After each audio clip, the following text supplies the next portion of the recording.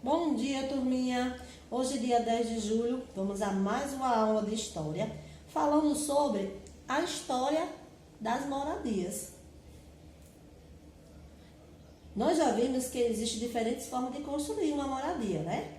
Que depende do lugar e dos hábitos das pessoas, entre outros fatores.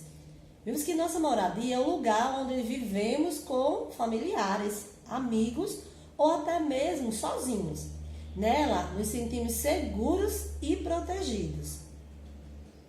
Na Idade Média, época de muitos cavaleiros e reis, senhores muito poderosos, construíam seus castelos para se proteger dos ataques de inimigo. Eram gigantescas fortalezas. Nossos antepassados, eles não construíam suas moradias. Mas por quê? Eles não tinham como construir. Então, para se proteger da chuva, do frio, do sol e de outros animais, eles se abrigavam em cavernas ou grutas, como nós já vimos antes. Muitas vezes, nessas grutas, já haviam animais que lá moravam e os homens precisavam lutar para conquistar a sua morada. Com a descoberta do fogo, ficou mais fácil para o homem espantar esses animais, iluminar a caverna, se aquecer e cozinhar os alimentos. Com o passar do tempo, o homem foi aprendendo a dominar alguns recursos de natureza, como as rochas, as plantas e o metal, e passou a construir sua moradia. Existem vários tipos de moradias espalhadas pelas zonas rurais e zona urbana do mundo. As moradias rurais, nós já estudamos antes. Na zona rural, não é muito comum ver aglomerações de casas ou prédios residenciais.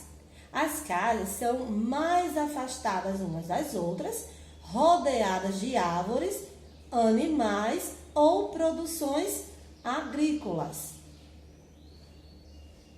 Já sabemos o que é uma casa palafita, não é verdade? Onde elas são construídas? Geralmente elas são construídas em comunidades ribeirinhas, que costumam construir essas moradias, para se proteger das enchentes dos rios. Trata-se de barracos que são suspensos por estacas, cujo piso fica acima da água do rio.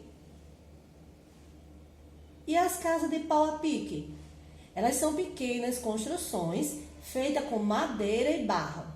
Geralmente são vistas em zonas rurais ou em áreas mais carentes. Já as casas de alvenaria, elas são mais comuns. Parecem com as nossas casas. São moradias construídas com tijolos, cimento e areia. Essas casas podem ser térreas ou sobrado, quando existe, tem a casa térrea e acima existe outra casinha. Oca. Vimos que é a moradia típica dos povos indígenas brasileiros, ok? São construções de madeira, cipó, palha e folhas de árvores, que ficam no meio das florestas. Vamos exercitar? Que estudamos até aqui? Fazendo as atividades do nosso livro de história, das páginas 244 e 245. Na página 244, ele fala um pouco mais sobre da história dessas casas, certo? Tem um texto que nós iremos ler, juntos na aula online, ok? Vamos discutir todos os pontos e em seguida responder as questões da página 245, onde, por exemplo, no número 1 ele pergunta, sua casa também tem uma história? Pergunta a uma pessoa mais velha de sua família. Por exemplo, você vai perguntar a essa pessoa quando sua casa foi construída? Quem a construiu? Alguém morou nela antes de sua família? Certo? No B, como sua casa era na época que foi construída e como está hoje? Se ela foi modificada, o que foi feito, se foi feita reforma, pintura, troca de materiais, entre outras coisas, certo? O número 2 tem uma entrevista. Vocês irão entrevistar uma pessoa mais velha, tá, da sua casa, para descobrir como era a casa dela na época em que ela era criança. Aí nós temos aí algumas perguntas, por exemplo, na letra A, como era a casa em que você morava quando era criança, o espaço, o tipo do móvel, o tamanho dos móveis. No B, você mora na mesma casa até hoje? Caso more, que mudanças foram feitas, né, com o passar do tempo?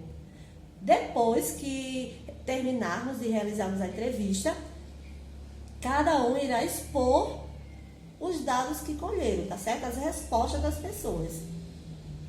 Boa aula, meus amores, e espero vocês já já na nossa aula online. Beijo da tia.